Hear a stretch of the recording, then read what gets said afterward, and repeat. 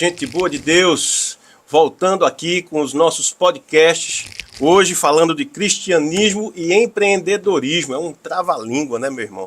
E estamos aqui com o Dr. Sávio, também aqui com o meu brother Renan e Henrique, que está aqui comigo, vão me ajudar nesse bate-papo bacana aqui. Vamos começar falando de você um pouquinho, se apresente, fale para a turma quem é o Dr. Sávio. Doutor Sávio, amigo, é o improvável daqueles que Deus acha pelo caminho e que muda a vida. Mas além disso, né, Doutor Sávio é médico, é casado com Marina, pai de Lara e Sofia. São dois presentes que Deus me deu aí. E eu estou nessa jornada de aproximação com Deus cada dia mais. Não faz tanto tempo que Deus verdadeiramente entrou, né, André, na minha vida. A gente abriu as portas da nossa casa para ele e, engraçado, eu cheguei aqui hoje sem saber qual era o assunto que a gente ia falar. A gente trocou uma ideia, mas eu não lembrava o que era, né? E você falou empreendedorismo e cristianismo. Eu não sabia, você falou agora quando a gente chegou. Mas sempre que eu sou chamado para falar alguma coisa, ou em algum ambiente cristão, ou algo que seja relacionado a Deus, a Cristo, eu sempre acho que eu não estou preparado, né? Talvez pela jornada mais curta, mas como a gente sempre pede que seja Ele nos usando para a glória dEle, para o que Ele quer passar de mensagem, isso sempre acalma meu coração, né? Sim. Então, o maior prazer em estar aqui ajudando e que seja assim. Você está na profissão Hoje. há quanto tempo, sabe? Cara, eu faço 21 anos de formado. Sim. 21 anos. E como é que veio aí essa história do Sávio, agora cristão, né? Fala pra gente aí como é que aconteceu isso e no que é que isso impactou a tua vida. Cara, eu fui um daqueles que foi levado para o cursilho sem muito direito de escolha, acontece com frequência. É. E lá eu fui de coração aberto, não sabia o que eu iria encontrar. E eu encontrei lá não o que eu achei que iria encontrar, mas eu encontrei aquilo que eu estava precisando encontrar, que era exatamente o amor de Deus mesmo. E aquilo ali foi transformador na minha vida. Pouco tempo depois, minha esposa fez também um cursilho, um mês depois, e aí aquilo mudou a nossa casa. Então, não tem como a pessoa permanecer sendo a mesma depois que verdadeiramente conhece Deus, né? Eu entendi ali que eu conhecia Deus de ouvir falar, né? E hoje Ele faz parte da minha vida verdadeiramente. E isso impacta, né? Já entrando até no papo de empreendedorismo, Sim. isso impacta em todas as áreas da nossa vida, né? Isso. Porque a gente entende que Deus muda a pessoa, né? Então, Deus não muda lugares, são lugares mudados pelas pessoas que Deus modificou. Então, a partir do momento que eu me senti modificado, e estou em modificação ainda, né, velho? Eu sei Estamos em construção. totalmente. E então a gente vai mudando a nossa casa, a gente vai mudando a relação com os amigos, e não tem como ser diferente no trabalho. A visão de empreendedorismo, eu não vou dizer que ela muda, ela melhora, né? Porque a gente sabe, André, que Passa a ser mais humano, né? total. E a gente sabe que a gente pode encontrar o nosso propósito na nossa missão de trabalho ali. Então, durante o trabalho, durante os nossos projetos, a gente pode encontrar um propósito. Mas depois que a gente encontra o propósito, os nossos trabalhos melhoram muito. Parece que ocorre ali um alinhamento, né, das coisas. Então, hoje é muito mais fácil pensar, decidir sobre um projeto, sobre empreender ou não, sobre traçar uma estratégia ou não, porque é só procurar saber. Não que a estratégia seja fácil de fazer, mas é fácil de entender se ela está alinhada com o propósito ou não. E, obviamente, que o propósito da gente hoje tem que estar alinhado com Você Deus. falou até na questão de atendimento, a gente estava batendo um papo aqui antes, e você falou que hoje, quando você atende uma pessoa... Fora cuscuz, a gente estava falando de outras coisas. Fora cuscuz, né, Henrique? Cuscuz. A gente vai falar do cuscuz daqui a pouco. Mas você falou que até a tua mecânica de atender as pessoas, né, de procurar se importar não só com o paciente em si, né, vamos supor, aquilo que você precisa resolver, né, a questão da alimentação dele, mas na vida dele como um todo, né? Hoje você procura se importar como é que está o cara, como é que está a vida dele, a questão da psique, da espiritualidade deles, também influencia. Cara, eu tenho plena noção hoje que A vida saudável eu enxergo como se fosse um grande quebra-cabeças, né? Quem tem filhos brinca com quebra-cabeças, já brincou. Quebra-cabeças, às vezes, já tem peças parecidas, mas uma peça não encaixa no espaço da outra de jeito nenhum. Você pode até tentar, mas não encaixa. Então não adianta a gente, quando fala de vida saudável, tentar encaixar a peça do exercício físico na peça da alimentação. Ela não vai entrar. Ah, então às vezes eu acho que eu cuido muito bem da minha alimentação, então o meu quebra-cabeça está bem montado. Não, está faltando outras peças. E dentre essas peças hoje eu entendo que é impossível eu abordar uma saúde, melhorar a saúde do meu paciente, tratando somente com suplemento, com alimento, com intestino, água. Eu preciso abordar a questão emocional e, sobretudo, espiritual. Até porque essas duas coisas se confundem muito. Não tem como eu hoje abordar um paciente, eu sempre coloquei na minha cabeça, isso eu aprendi com minha esposa, eu não trato doenças, eu trato pessoas, né? Então, para eu tratar, ajudar aquela pessoa, eu preciso entender um pouco mais sobre ela, onde ela se encontra no tempo, no espaço, preciso entender sobre ela. Eu sempre tive essa visão de tentar entender o todo, tentar abordar em que situação de vida essa pessoa se encontra. Eu acho que isso foi mais aguçado depois que minha espiritualidade foi melhorada e eu passei a ter mais entendimento sobre quem Deus é, né, e o que eu preciso fazer, sempre estando alinhado na palavra dele. Então, isso daí é mais fácil quando eu abordo, eu tento enxergar um pouco mais, seja porque eu tenho mais empatia, seja porque eu tento me colocar mais no local do outro, né? Então, às vezes o paciente chega no consultório, o que ele mais quer é que a gente pegue na mão, né? E Às vezes é mais um psicólogo do que sempre, do que um mas nutricionista. precisa ser, né? Veja, hoje, o profissional de saúde, se ele não for um pouco psicólogo, né? Se o pastor não for um pouco psicólogo, também fica faltando. Você tem que dar aquele acolhimento. Mas é isso, eu acho que a espiritualidade ajuda nisso também. E você poder olhar o outro de uma forma um pouco diferente. E termina sendo inevitável, André, a gente levar a palavra de Deus para a vida do outro. É difícil às vezes, porque vocês às vezes não tem espaço para isso durante uma consulta, e aquilo ali nem é o meu papel, nem é um lugar correto para pregação, né? Eu não me sinto nesse local de pregador, mas se a pessoa está ali para ouvir a minha opinião, quer uma ajuda, quer a opinião do médico, ela quer a opinião sobre o que eu acredito. E se eu achar que o que falta na vida dela é a presença de Deus, ela vai sair dali ouvindo aquilo. Você sabe que isso, na verdade, é pregar o evangelho. Porque muita gente pensa que para pregar você tem que subir num púlpito, né? E abrir a Bíblia e pregar. A gente prega com a vida, né? Com as nossas experiências. É dentro de um consultório, atendendo, na nossa profissão, no desenrolar da vida. É que a gente cultua a Deus e é que a gente prega o evangelho, né? Alguém já disse isso, que o púlpito precisa ser o mundo. E nós somos a Bíblia que o mundo lê aí fora. Então isso que você faz é fantástico, meu irmão. Mas vamos falar um pouquinho de alimentação. A gente vivenciou aí agora recentemente a quaresma.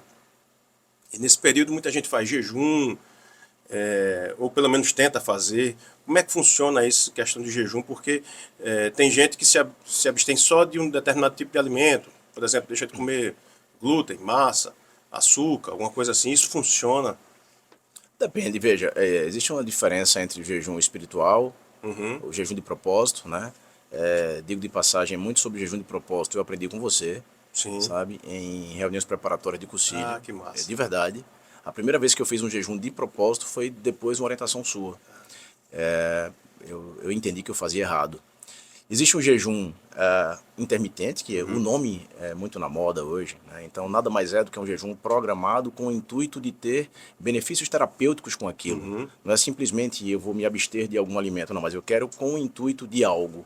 E a gente sabe que tem várias indicações, não é obrigado todo mundo fazer, é um estilo de vida o jejum intermitente, mas traz uma série de benefícios para a nossa saúde. E existe o jejum comum. Se eu passei 4 horas sem comer, eu estou de jejum 4 horas, né? A gente sabe que existe uma série de reações metabólicas no nosso corpo e hormonais que ocorrem quando a gente se alimenta ou quando a gente deixa de se alimentar. Esse jejum, seja da quaresma ou um jejum de propósito, o legal quando alguém faz isso e tira da vida durante um período estipulado. E nesse período, obviamente, como é ali um certo sacrifício, né? Porque o ideal, assim eu aprendi com você, é que a gente tem que tirar aquilo que nos faz falta mesmo. Que eventualmente a gente esteja cultuando quando não deveríamos fazer isso. Então, Quando a gente tira algo, legal que a gente faça isso, se puder fazer isso, se afastando de algo que não seja interessante para a nossa saúde, né? A gente junta o útil ao agradável, né? Muitas vezes o que o jejum ajuda é a gente mudar a relação com a comida. A gente muitas vezes, nos bastidores aqui, a gente estava conversando sobre isso, a gente endeusa a alimentação às vezes, né? Cuscuz, né? Cuscuz alguns, né? E outros doce, Coca Zero, refrigerante e por aí vai. Então assim, eu acho que o jejum de propósito tem o seu propósito, obviamente, né? Se for correto, se for pautado na palavra de Deus, com um intuito específico. O jejum intermitente é muito bom, mas é importante que se entenda que a gente come mais do que se deve, de que o alimento ele tem um papel de nutrição pra gente e não de Você falou isso, dependência. comer mais do que se deve. Eu gosto. E quem não gosta, amigo? Né? Eu gosto de comer. E é interessante assim, que eu gosto de comidas diferentes, sabe? Eu gosto de ir num restaurante, por exemplo, quando tem esses festivais gastronômicos que tem, eu gosto de experimentar comida com sabor diferente, com tempero, com um negócio diferente. Rapaz, como é que a gente faz para controlar isso? Eu sempre digo que nada que a gente come, eventualmente, por pior que seja a qualidade dessa alimentação, nada vai nos trazer um grande malefício para a saúde. Nada. O problema é que as pessoas querem pegar algo que não é legal para a saúde e colocar na rotina. E aí não é legal. Porque o alimento, eu comparo sempre isso em relação à palavra. Quando a gente diz uma palavra a alguém, essa palavra sinaliza algo em alguém, né? Você pode causar um bom sentimento, um mau sentimento ou até um trauma em alguém. Uma palavra que eventualmente você soltou até sem pensar. Um alimento, quando a gente consome, ele vai além de ter muitas calorias, poucas calorias, de engordar ou emagrecer. Um alimento traz sinalizações. Então, quando a gente pensa na qualidade da alimentação, é importante que a gente entenda o que tipo de alimento a gente está colocando dentro da gente. Óbvio, se a gente vai a um restaurante, se aquilo ali é uma exceção, se a gente quer comer algo fora da nossa rotina, e não vejo nenhum problema com isso. A questão é que a maioria das pessoas, levando a alimentação do ponto de vista mais da saúde mesmo, não do prazer da alimentação, mas da saúde, as pessoas querem resultados que são incompatíveis com aqueles esforços que elas querem fazer. E eu sempre digo, ó, cara, se você continuar nesse estilo de alimentação ou nesse estilo de vida, ou você vai precisar mudar o seu objetivo, o seu foco, ou você vai mudar o seu esforço para tentar atingir isso ou não, né? Eu acho que é muito mais, eu sempre tento trabalhar com o meu paciente, muito mais o entendimento sobre aquilo. Se eu digo que não pode comer isso ou não pode comer aquilo, eu prefiro justificar por quê, para que ele entenda. Sim. Se ele entender, fica mais fácil porque sim ou porque não. Né? Eu lhe confesso que na minha vibe de atendimento, eu sou daquele que eu acho que adulto faz o que precisa ser feito, né? E muitas vezes a gente precisa abdicar do que gosta para fazer o que precisa, né? E é por aí. Então você tem que entender. Pelo menos deve ser assim, né? Deveria ser assim, em tudo na vida, né?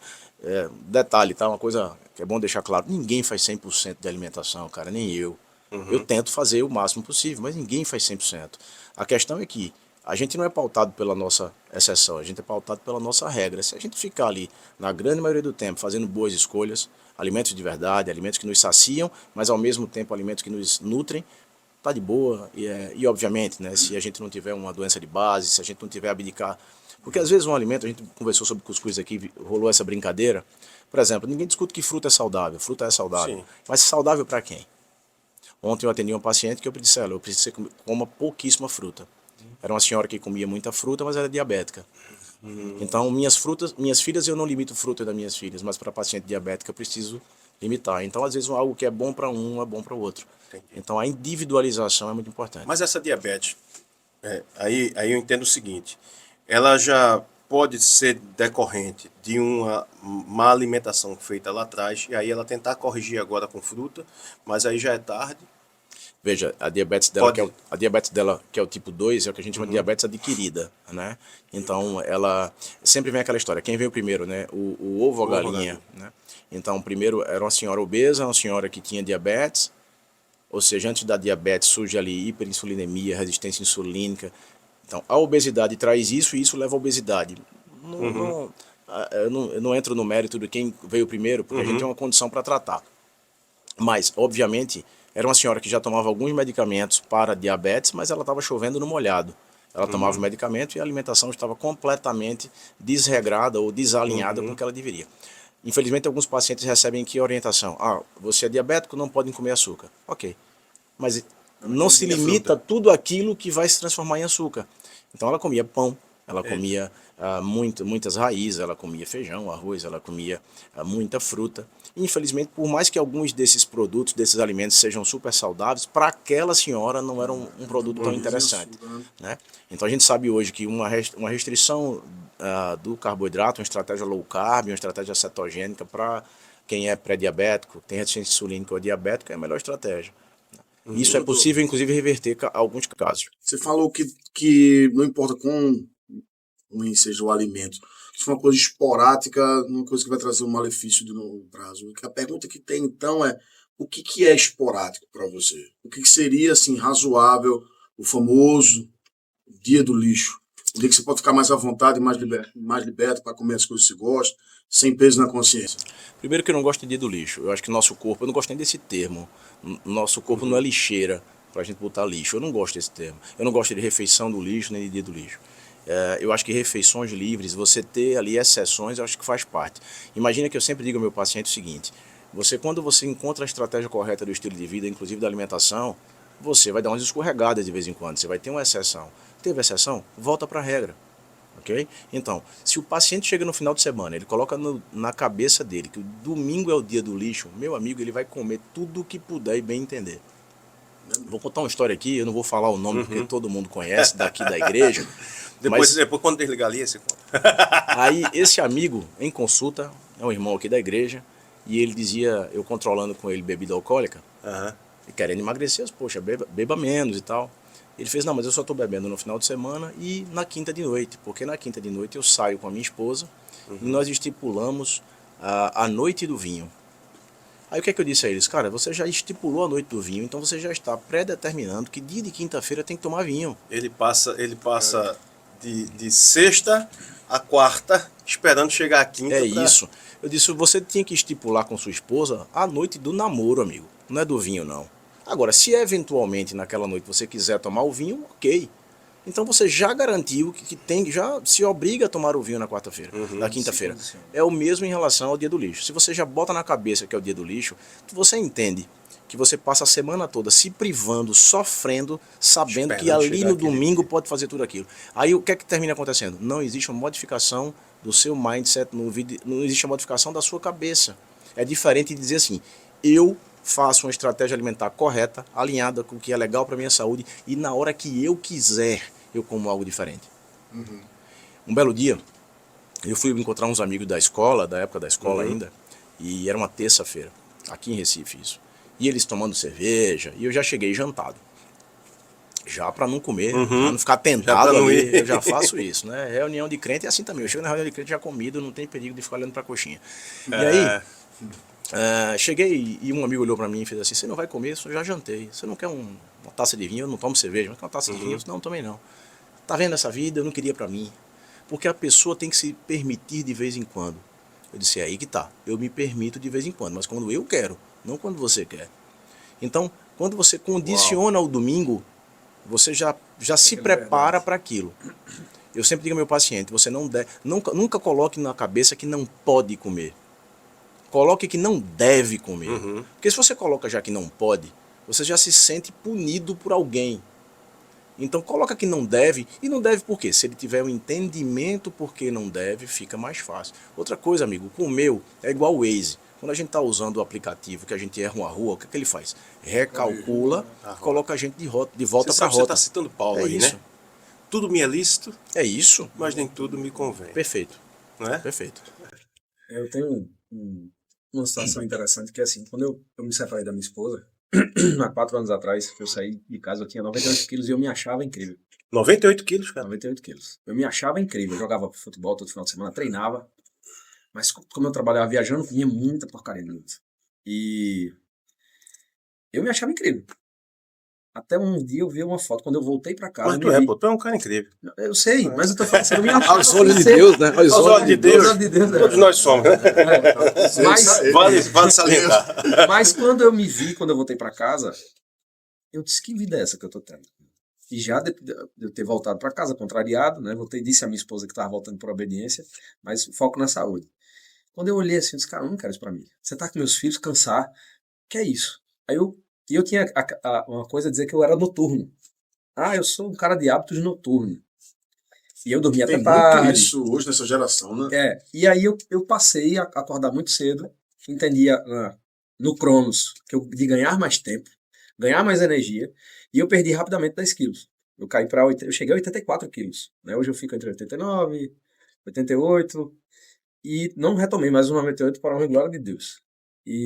Mas a questão foi o seguinte, foi muito rápido, isso foi em 20 dias. Eu perdi 10 quilos em 20 dias. Fechei a boca, tomei a decisão e fui para a conta básica. Menos ingestão, mais gasto de energia, né? E sequei rapidamente, todo mundo fala, como foi que você conseguiu? Como foi isso aí? Tomei a decisão, por isso que eu falei assim, há muito tempo atrás, fui atleta durante muito tempo. E hoje, qual é o entendimento que eu tenho? Qual é o entendimento que eu tenho? De que toda crise, em qualquer área da minha vida, que eu não me propor a viver, a vida vai me colocar em outra crise lá na frente da qual eu não quero. Uhum. Então, quando eu deixo um alimento que me faz mal, eu entro em crise. Eu fico em crise. Dá uma O meu abstinência, organismo existe dá uma uma abstinência. dá uma Total crise. abstinência. Mas eu Total. tomei a decisão Tipo consciente, cuscuz. tipo cuscuz. Que foi, estamos eu e minha esposa há 82 dias sem refrigerante. E o que é que eu faço? Quando ele quer refrigerante, eu faço, não estou tomando. Aí eu disse, peraí, eu olhei pra ela, se a gente tem que dizer que a gente não toma mais. Eu tô me condicionando a dizer que daqui a pouco eu posso tomar. Mas, Renato, são decisões, cara, na vida. Não são decisões fáceis, mas são decisões necessárias. A gente aqui nos bastidores estava falando sobre, e eu acredito nisso, tá? Para mim, que a vida saudável, as opções, as escolhas, tem muita relação com a caminhada com Deus. São escolhas. Isso. A gente, para caminhar com Deus, pautado no que Deus quer para nossa vida, na palavra que Jesus nos deixou, eu preciso me afastar de muitas coisas que me eram aparentemente legais, coisas que me davam prazer. Mas aquele prazer não está mais alinhado com o que eu acredito agora. Então, veja, se você gosta de doce, você não vai ter que largar o doce no dia que colocar o doce na boca e o doce tiver sabor de amargo. É uma decisão. O doce ele continua sendo gostoso, mas ele não lhe pertence. Eu sempre digo isso. Eu passo vontade todos os dias, mas eu não sofro com isso, porque é uma decisão. Né? E você falou aí sobre esse prazer que a gente às vezes busca na comida. Nós temos 3 classes de macronutrientes: gorduras, proteínas e carboidratos. A nível de curiosidade, nós temos ácidos graxos essenciais, ou seja, gorduras. Nós temos aminoácidos essenciais, ou seja, proteínas. Isso é importante para a gente. Alguns são essenciais. Sem isso, a gente vai adoecer. Mas não existem carboidratos essenciais. Não existe. Nosso corpo não precisa comer nenhum tipo de carboidrato. Não estou falando que não pode, ok? Sim. Não precisa. Então, mas sabe como vai chegar a glicose no meu cérebro? Como vai chegar a glicose para o funcionamento dos meus órgãos? O fígado tem a capacidade de gerar energia através de um processo chamado gliconeogênese. Ele usa a gordura, seja da alimentação ou a gordura estocada que todos nós temos aqui, para gerar glicose. Alguns mais, outros menos, né? Outros bem mais. Ou até mesmo ele pode usar o próprio músculo, que não é legal, mas a gente tem muita gordura, ele é inteligente, ele primeiro queima a gordura. Mas ok, eu comi proteínas e gorduras, eu estimulo no nosso cérebro uma área chamada núcleo sacietogênico, núcleo da saciedade. Todo mundo já foi numa churrascaria ou no churrasco do final de semana, comeu muita carne, coração de galinha, linguiça. Quando termina, eu adoro também, nem fala, a barriga roncou aqui. E quando termina, fica ali tão empachado, empanzinado, que diz assim, hoje eu nem como mais. Né? A saciedade, ela não vem do estômago, ela vem do cérebro, desse núcleo da saciedade. A gente come, o cérebro faz assim, André, tá bom. Já deu. Você já deu. Mas quando a gente come gordura e proteína. Quando a gente come carboidratos, é uma outra área do cérebro que é ativada, que é o núcleo do prazer. E para o ser humano, quanto mais prazer, melhor. Então é difícil parar, é viciante. A gente sabe da história de que essa área do cérebro ativada pelo açúcar, pela glicose, ela é ativada de uma forma até mais intensa do que quando se usa certos tipos de drogas. Né? Conversamos aqui também sobre o seguinte, quando Satanás a gente astutamente descobriu isso queria- e criou o rodízio de pizza. Não Eu foi? queria, inclusive, dar um recado. Rodízio de massas. Inclusive, dar um recado, Lisa, pode suspender a pizza nos sábados. Olha, Mas e o cuscuz do dia a dia do café? Vai ter que sair também. o cuscuz também tem. Vamos lá, vamos pensei entrar que ele ia nessa dizer linha pra da. calma. A gente falou de alimentação, quanto mais natural, claro, a gente sabe isso, né? Mais saudável. Eu sigo um cara também na internet e ele fala assim, acho que você deve conhecer. Ele diz: desembale menos e descasque mais. É isso. Né? Desembalar menos e descascar mais. E aí, É claro que a gente sabe que tudo que é natural é melhor, faz bem. Mas existem esses alimentos que são processados, né? Que a gente pega o natural, transforma ali. Que eu, de certa forma, acredito que Deus deu a sabedoria e inteligência ao homem para também produzir isso, mas de forma inteligente, né? E não só de maneira a satisfação do prazer, mas de uma maneira inteligente a gente criar alimentos, né? Eu acho bacana, acho isso uma arte também, como eu já disse, a galera que faz a coisa da gastronomia e tal, acho isso muito bacana. Mas o paralelo entre isso, onde é que a gente encontra esse equilíbrio entre esse natural, por exemplo, o milho ou o cuscuz, Eu sempre né? falo que se o homem botou a mão, piorou. Ah, Veja, a gente tem que viver, tem que enxergar a realidade em que a gente vive. Se você acha que eu defendo a alimentação o mais saudável possível, o mais orgânica possível, você só come orgânico? Claro que não. Você só come tudo sem ser industrializado? Claro que não. Alguma hora vai entrar algum industrializado. Eu acho que o entendimento é que faz a diferença, certo? Então são escolhas. A indústria alimentícia não quer o nosso bem. Ela não quer alimentar você, ela quer vender. Então, cada vez mais se usam os realçadores de sabor, então coisas viciantes, sal, para né? que você... Nos Estados Unidos isso é mais forte, mas aqui também agora houve uma redução de sódio, né? Em alguns alimentos. existe agora uma nova regra que você tem que realmente, na frente do rótulo, né, da embalagem, colocar ali teor de açúcar, teor de sal, teor de sódio. Açúcar adicionado, né? Agora tem um açúcar adicionado que eu vi agora. Cara, mas você sabe qual é o problema hoje em dia? É que o açúcar, primeiro de tudo, é importante. As pessoas não aprendem já dentro desse assunto, o ideal é que a gente não comece os industrializados. Mas como é, de certa forma, inevitável, tem que aprender a ler rótulos. Os ingredientes nos rótulos, eles aparecem de forma decrescente. Tá? Então, se eu estou na dúvida entre um produto e outro, eu vou olhar. Um exemplo. Esse tem açúcar. O açúcar aparece primeiro ou está lá no final? Se está lá no final é melhor, menos ruim. Quanto mais ingredientes, pior. São estratégias que a gente vai utilizando, né? Então, obviamente, se eu tiver que comer alguma coisa industrializada, eu vou tentar encontrar o menos ruim para mim ali. Então, a conscientização é que é importante. Você falou aí de que o homem, você acredita que Deus capacitou o homem para preparar o alimento e para produzir, para encurtar caminhos? Claro, a modernidade é isso. A gente vive no mundo moderno. Eu sou fã do padrão da alimentação que se comia na era paleolítica, mas nós não estamos na era paleolítica. Então, uma adaptação é normal. Agora, eu preciso, dentro daquela estratégia, eu preciso seguir a estratégia, o caminho correto e, eventualmente, ter minhas exceções. Eu acho que a gente não pode viver dentro de uma bolha, não é assim que as coisas funcionam, mas também a gente tem que ter um mínimo de cuidado possível com o que a gente coloca dentro da gente. Claro. Até porque, e aí partindo de um princípio agora, né? Cristão também, Comer nós somos estrategicamente. nosso corpo é templo do Espírito Santo. Então não adianta só também, ou a gente só cuidar do corpo, ou só cuidar do espírito, aquele cara que tem uma maturidade espiritual, que entende, né? Até porque a palavra de Deus a gente entende como sendo o alimento para a gente, e a gente se alimenta, se a gente se alimenta da palavra e não de coisas fúteis, ou seja, ao invés de ler, e aí, claro, um gibi, por exemplo, eu vou fazer uma leitura do Evangelho, eu estou me alimentando melhor ali, né? Tô com um conteúdo que vai me fazer bem, vai me trazer crescimento, maturidade espiritual. Acho que no alimento, esse comparativo, inclusive, que Jesus vai fazer, né, em diversas passagens bíblicas, ele vai trazer essa comparação, o próprio fruto do Espírito, né? Porque é fruto, porque brota naturalmente, é algo que identifica. Quando a gente olha, eu particularmente tenho uma dificuldade enorme, né, de olhar para uma árvore, se não tiver um fruto pendurado, eu não sei o que é. Mas se eu ver uma jaca, eu sei que é um pé de jaca. Se eu ver uma manga, eu sei que é um pé de manga, né? Então, esse cuidado agora com esse corpo, com esse templo, a gente precisa estar equilibrado também com essa visão espiritual. Não adianta só a gente cuidar do espírito.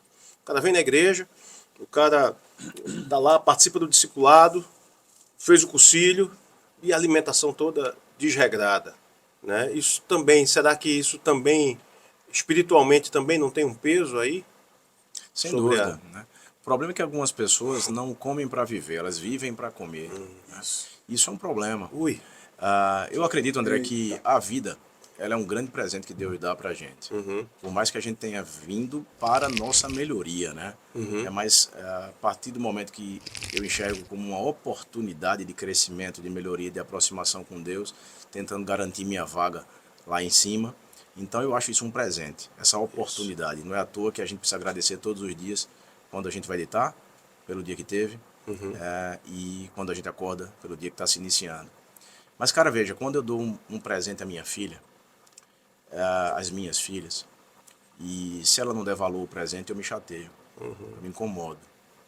Então, se Deus nos dá um presente da vida e eu não valorizo a minha vida, seja não valorizar, porque você acha que tem diferença da não valorização da vida com alguém que tenta tirar a própria vida ou alguém que vai tirando a própria vida aos poucos com alimentação que não alimenta, que aproxima de doença? Isso é uma não valorização da vida também. Então, veja, eu estou em desalinhamento com o presente que Deus me deu. Esse autocuidado é importante. Então, ninguém está falando aqui de estética, estamos falando de cuidado, de saúde. Você falou sobre saúde mental, espiritual e saúde corporal. Nós somos um todo, amigo. Nós somos um todo. Se Deus não tivesse interesse que nós fôssemos um todo e fôssemos tratados como um todo, tinham pés andando na rua. Não é assim, cara. Então, eu não acredito no tratamento de uma saúde mental sem que exista um reflexo corporal e vice-versa. Então, a medicina vem mudando um pouquinho em relação a isso, a passos de tartaruga, mas vem mudando e a gente tem que dar glórias a Deus por isso. Mas a visão de que o paciente precisa ser enxergado como um todo, que a gente trata de pessoas e não de doenças, isso vem mudando.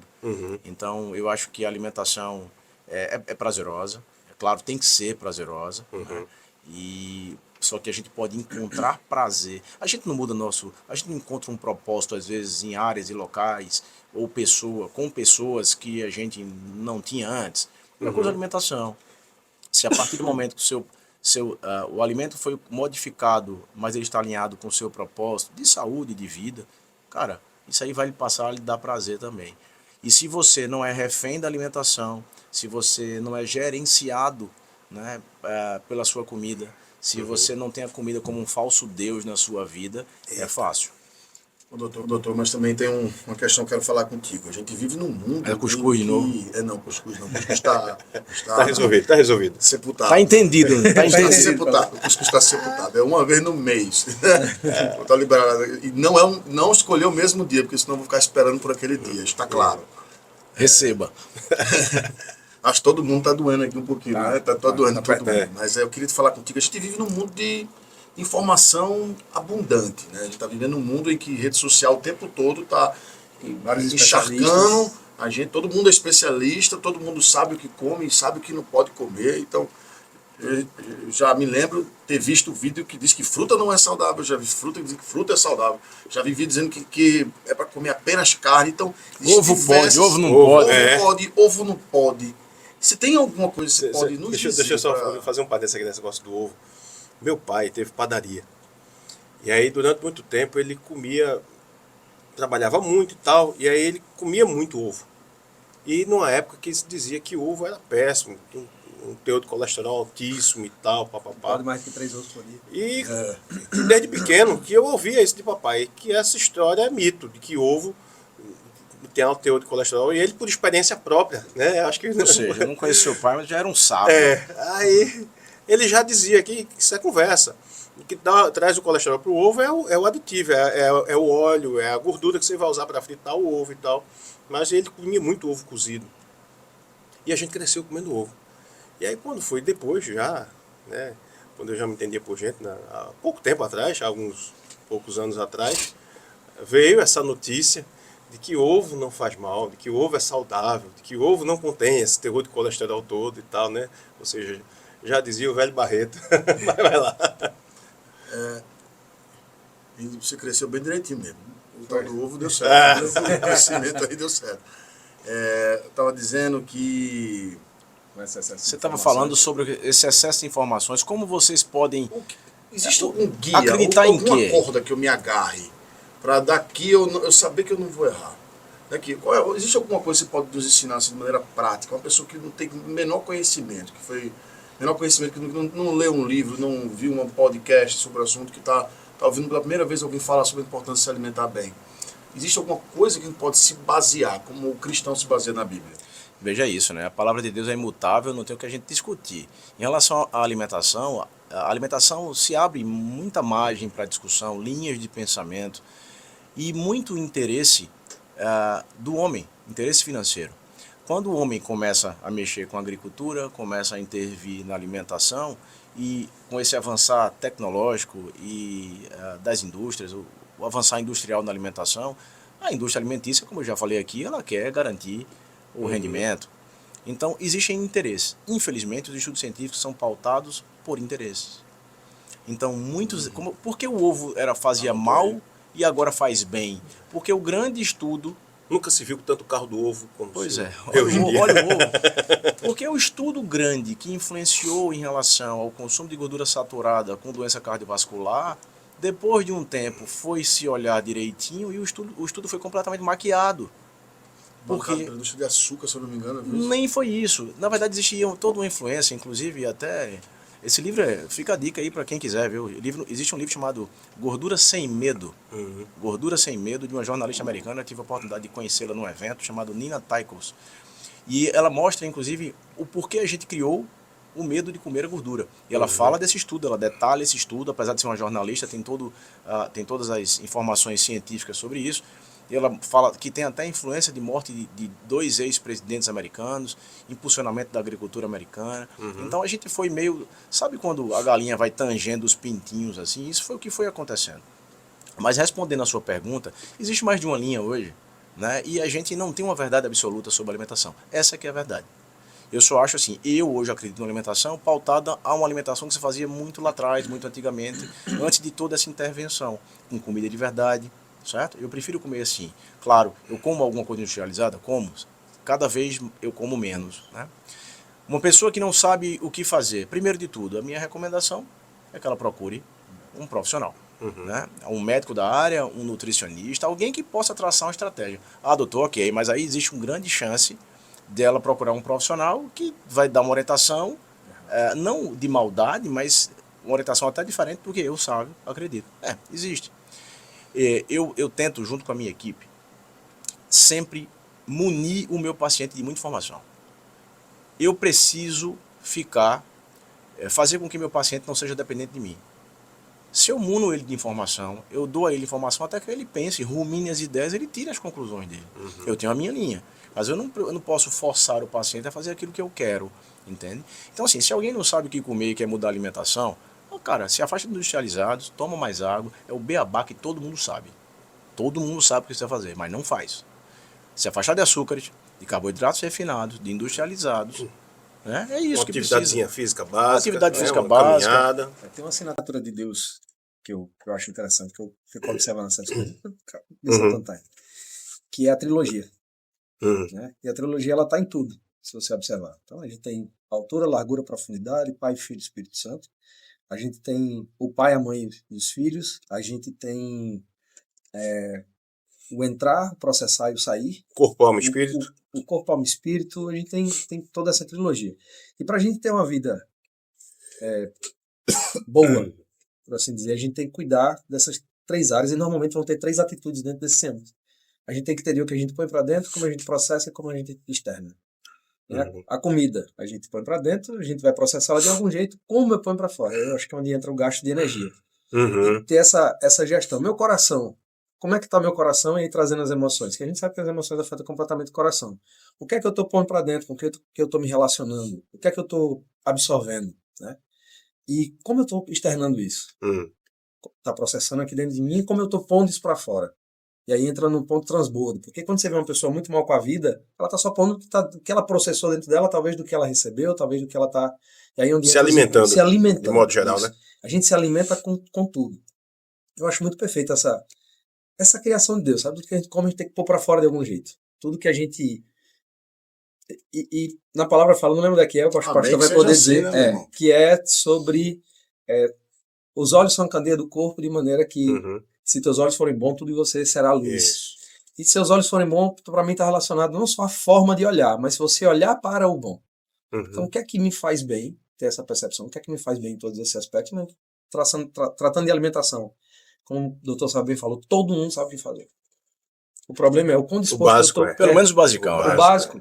Eu preciso comer menos, tomar mais água e pôr energia para fora. E qual é a questão hoje, né? Hoje em dia, aí voltando à industrialização, a gente consome muitas calorias em poucos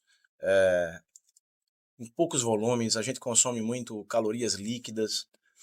Você saber o que bater um pratão ali de comida é uma coisa, mas você está tomando um refrigerante cheio de açúcar, aquilo ali é uma caloria absurda que está entrando no seu corpo. Eu não sou da ideia de contar calorias, não, tá? Mas assim, você coloca muita caloria no volume. Já respondeu a pergunta que eu ia fazer. Você entende assim, é muita caloria. É lei de Lavoisier, a gente aprende na 8ª série. Na natureza nada se cria, nada se perde, tudo se transforma. Se você bota para dentro de você uma quantidade absurda de caloria, ela vai ter que ir para algum lugar.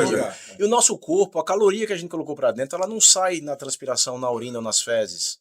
Ela vai ser estocada na única forma que o nosso corpo sabe armazenar, gordura. Entende? Então, assim, para emagrecer é só contar caloria. Não, mas eu não consigo emagrecer fora do ambiente de déficit energético. Ok? Só que aí entende que eu posso comer algo muito calórico, mas que meu corpo vai usar muito bem aquela caloria. Tem nutriente, tem densidade energética, tem densidade nutricional. E eu posso consumir algo menos calórico, mas que é uma caloria vazia. Que aquilo ali não vai ser útil e vai ser estocado numa forma de gordura. Por isso que não adianta pensar em calorias sem pensar em qualidade. Eu sou de uma linha de comer quando tem fome, né? Eu sou de uma linha da gente mudar a relação com a comida. Esse é o grande segredo, eu acho. É mudar a relação com a comida. Mais preocupante do que a comida, de comer algo ruim ou não, é a relação. Como é que está seu coração? Como é que está sua cabeça, sua mente em relação à comida? Você fica dependente. É aquela história. Quem é que te governa? É a comida, né? Eu digo ao meu paciente, André, que eu me sinto, eu sinto que eu tenho liberdade, eu não sou melhor do que ninguém não, tá? Sim. Eu sinto que eu tenho liberdade alimentar. Para algumas pessoas pode achar que a liberdade alimentar é comer o que quiser. Para mim não é. Para mim a liberdade alimentar é eu entender que eu sou liberto da comida e que quem manda na comida sou eu. Perfeito. E não a comida manda em mim. Aí é uma conquista pro cara carregar. Esse cara... O princípio da liberdade. E essa sua frase é fantástica, sabe? Porque isso não é aplicado só, né, na área da alimentação, da nutrição, mas isso é na vida. A gente faz, eu gravei inclusive um videozinho essa semana falando sobre isso. A gente faz aquilo não que a gente quer, mas o que é necessário. E isso é liberdade. Liberdade não é fazer o que quer. Se eu quisesse, eu tinha ficado na cama hoje até meio-dia. E eu não ia fazer o que era necessário. Eu não estaria aqui gravando com você hoje, a gente não estaria desfrutando desse tempo porque eu teria feito o que eu queria e não o que era necessário, né? Então, quando a gente faz o que é necessário, a gente governa os nossos sentimentos, é o domínio próprio, é o fruto do espírito. Olha aí. Liberdade Fantástico não é poder isso, fazer né? tudo, é não ter que fazer nada. Como é que é? Liberdade não é poder fazer tudo, é não ter que fazer Não nada. tem que fazer nada. Se eu tenho que fazer algo, eu não Sim. sou livre. Eu gostei dessa aí, ó. Dá pra botar Olha até no aí. adesivo no caminhão. Isso é frase para-choque. Frase para-choque no caminhão. Essa aí. Mas, mano, muito bom esse tempo aqui. E você fica parte do seu tempo aqui no Brasil, parte em Portugal, né? E lá em Portugal você está com uma turma lá, começando uma missão da Igreja Episcopal lá, não é isso? Conta um pouquinho pra gente como é que tá sendo essa experiência, como é que tá a turma lá. Cara, terça-feira eu vim para a reunião do concílio aqui, né? E até me deu uma vontade no coração, mas eu não falei. Tu tava lá. aqui terça? Tava. Rapaz, não me deu um abraço, tá vendo? Não lhe vi. E me deu vontade de falar para aqueles homens que estavam ali se preparando para trabalhar no concílio, dizendo assim, cara, aproveita porque eu tô longe, o que eu mais queria era estar aqui trabalhando, servindo. E não só no concílio, né? Mas aproveita isso aqui, aproveita essa comunidade, porque a gente só, assim, com quase tudo na vida, a gente só dá valor ao que perde, né? Não que eu não valorizasse a nossa comunidade, mas quando nós nos mudamos há 7 meses, a gente continuou se dividindo. Antes a gente morava aqui, trabalhava aqui e lá, agora a gente mora lá, trabalha lá e aqui. Quando a gente chegou lá, claro que faz falta um culto do domingo, o nosso louvor. O problema é que a gente começou a procurar a episcopal, onde a episcopal não estava. Então, por mais interessante que fosse a pregação de algum pastor lá em alguma igreja que a gente tinha ido, não era o jeito episcopal de ser, não preenchia a gente da mesma forma. Não se sente em casa. E eu não vou entrar no mérito se isso está certo ou se está errado. Talvez eu esteja errado, talvez o que eu devia ter me apegado mais à palavra. Mas é se sentir em casa mesmo, É sabe? isso, Essa velho. coisa da empatia, Acostumar né? o cheiro, de o você- jeito. É um povo diferente, né? É não é? um povo diferente. E aí, bom, surgiu a oportunidade, gera um desejo no coração do nosso arcebispo Dom Paulo que se desse continuidade a uma missão que já existia em Portugal de uma forma muito simples. Então, começou-se novamente, engrossou um caldo de uma missão que já existia no norte de Portugal Uhum. e nós começamos essa missão ali em Lisboa. Eu moro em Cascais, perto de Lisboa, mas trabalho em Lisboa e Cascais. E nós temos hoje algumas pessoas. É muito gostoso, porque a gente se encontra. Tem um grupo de quantos lá, mais ou menos? Cara, a gente chegou a já quase 30. Olha aí. E aí tem Léo do Louvor que tá lá com a gente e tal. Então. Aham. Só que o que é que acontece? Engraçado, no primeiro dia da primeira reunião, primeiro encontro, eu me sinto em casa. Nós não tínhamos pastor, Uhum. nós não tínhamos estrutura, era na casa de uma pessoa, e reuniões ainda acontecem nas casas. Mas sabe aquela coisa, nossa, estou em casa. Como você se referiu à alimentação, né? Você gosta daquela alimentação lá atrás, antigamente, no tempo da pedra. Era assim que os cristãos começaram, se reunindo nas casas, Lá em Atos, né? Lá em Atos. Não tinha um Igreja pastor primitiva. necessariamente, mas era aquele grupo ali. A igreja primitiva é isso aí. E é isso, é assim, a gente tem muito carinho pelo que está acontecendo. Se eu disser que todos nós que estamos ali não temos uma grande vontade que isso se torne uma igreja episcopal lá verdadeira, Uhum. é claro que nós temos. Eu prefiro pensar, não posso falar pelos outros, mas eu prefiro pensar que isso não é uma decisão minha, é decisão de Deus. Uhum. Né? Eu certo. trabalharei para isso se ele quiser, se for da vontade dele, ótimo. Mas eu tento colocar na cabeça daquelas pessoas que se isso vai virar igreja, não é o momento da gente estar pensando, mas é momento. Inclusive, se for da vontade de Deus, né, Sérgio? Olha, deixa eu dizer algo aqui da parte de Deus para vocês. Amém. Não é que isso vai virar igreja, isso já é uma igreja. Isso sim, com certeza. Com Isso certeza. já é uma igreja. Mas eu falo assim, se isso vai crescer, virar uma estrutura grande, se ele vai ser o organizar em termos de organização ali e tal, né? Se ele vai ser o pastor. Eu vou lá para impor as mãos e orar por ele. eu entendo que não pode negar, não é meu chamado, mas Nunca foi o meu também, viu? Pegar uma passagem para Portugal para poder ainda servir a Deus, não tem motivo melhor, não. e lá tem cuscuz, viu? Se Olha. precisar, a gente arruma. Mas assim, lá eu vou querer um azeite, uma sardinha. eu prefiro. Sardinha é bom. Mas assim, eu acho que a gente sempre tenta colocar na cabeça das pessoas lá, eu e os dois amigos, Hugo, Gel, que estamos à frente lá, óbvio, sob o carinho e orientação espiritual do nosso arcebispo, do bispo Dom Jorge, que se encontra no Canadá e que é responsável pela comunidade episcopal internacional. Mas a gente está mais preocupado em cuidar daquelas pessoas que estão ali. Perfeito. É a gente entender que um está ali para ajudar o outro. Isso ali é a nossa igreja nesse momento. E tem sido muito gostoso. Domingo passado, nós tivemos um partilhar maravilhoso, assim, e poder ajudar em comunidade é muito legal. Então, assim, hoje a gente começa a se sentir mais em casa, como eu falei, e fica, inclusive, o convite, né? Para que a gente divulgue essas missões, são duas, Isso. que a gente divulgue essas missões para as pessoas que moram ou que têm parentes ou amigos que se encontram em Portugal, sejam da episcopal ou não, porque eu cresci aqui ouvindo que a nossa igreja é uma igreja de portas abertas, né?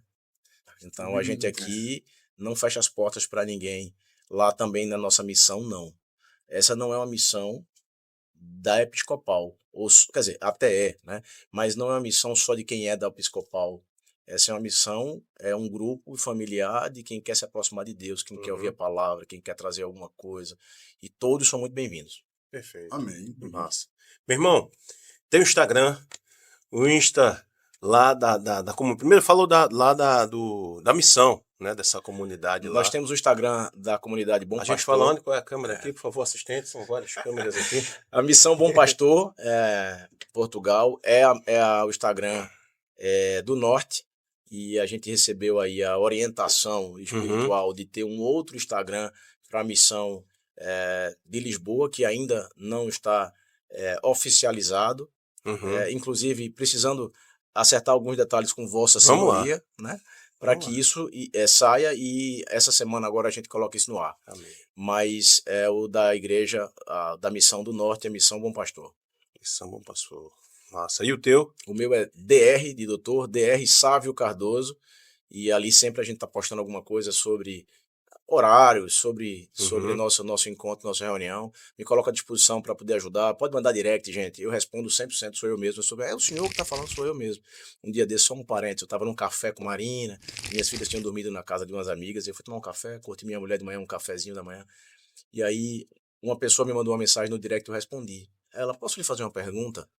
Diga. Ela fez, é o senhor mesmo que responde? Aí eu tirei uma foto, eu e Marina, pra ela, assim, sabe? E ela ficou super emocionada, porque as pessoas acham, é tudo hoje tão impessoal que as pessoas não sabem Exatamente. quem está ali por trás, se é uma agência trabalhando ou Uhum. não, e nada contra as agências, né? Uhum. Sim, Mas por assim, fica à vontade, quem quiser mandar direct, perguntar sobre a missão.